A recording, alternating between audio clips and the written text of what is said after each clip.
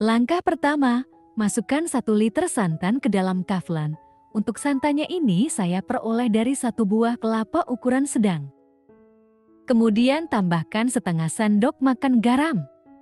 3 lembar daun pandan yang sudah disimpul. Selanjutnya kita nyalakan kompornya di api sedang.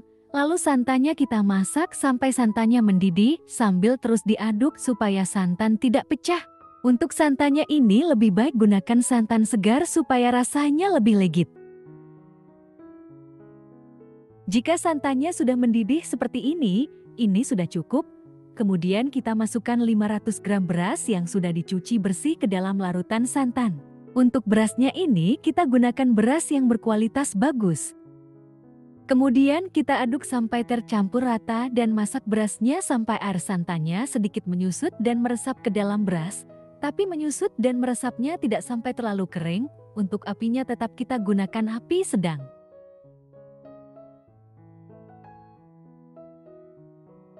Jika santannya sudah setengah menyusut dan meresap seperti ini sudah cukup. Jadi pastikan tekstur dari berasnya ini masih terasa lembek, tidak terlalu kering. Kemudian matikan api kompornya. Lalu berasnya ini akan kita istirahatkan dahulu selama 25 menit sampai santannya benar-benar meresap ke dalam beras.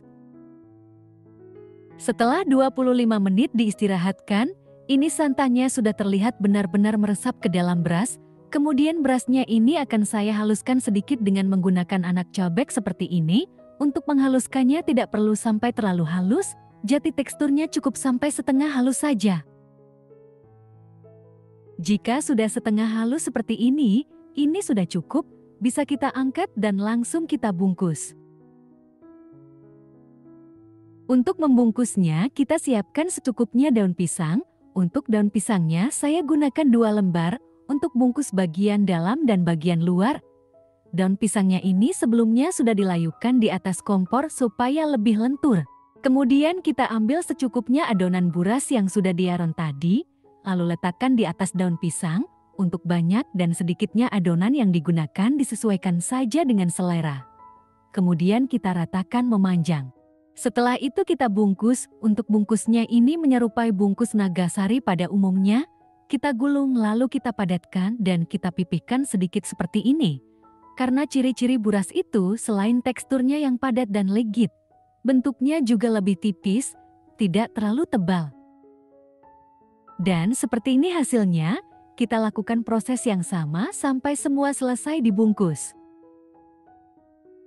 Setelah burasnya selesai kita bungkus, kita ambil 2 bungkus buras yang selesai dibungkus tadi, lalu kita tumpuk menjadi satu seperti ini. Kemudian kita siapkan secukupnya tali rami seperti ini untuk mengikat buras, supaya buras lebih padat. Untuk tali raminya bisa juga diganti menggunakan tali rafia ataupun yang lain. Lalu burasnya kita mulai ikat. Untuk cara mengikat buras, bisa disimak lebih jelasnya pada video. Untuk cara mengikat buras sebenarnya tidak perlu mengikuti tutorial pada video ini.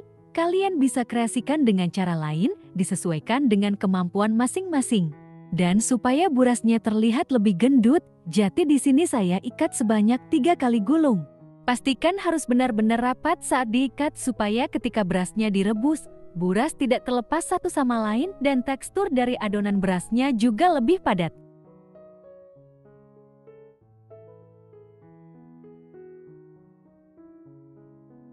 Setelah kita ikat beberapa kali, jangan lupa diikat tali mati supaya ikatan talinya tidak kendor.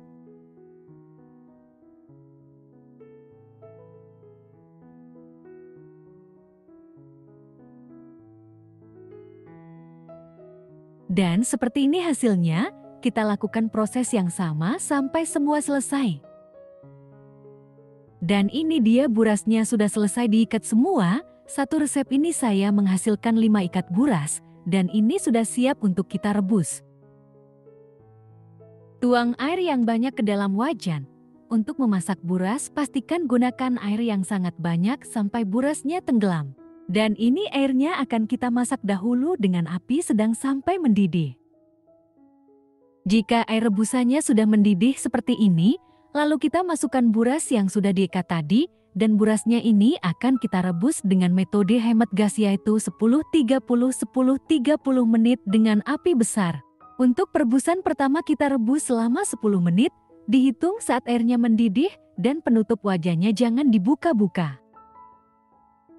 Setelah 10 menit direbus, kita matikan api kompornya, lalu burasnya kita istirahatkan sebentar selama 30 menit.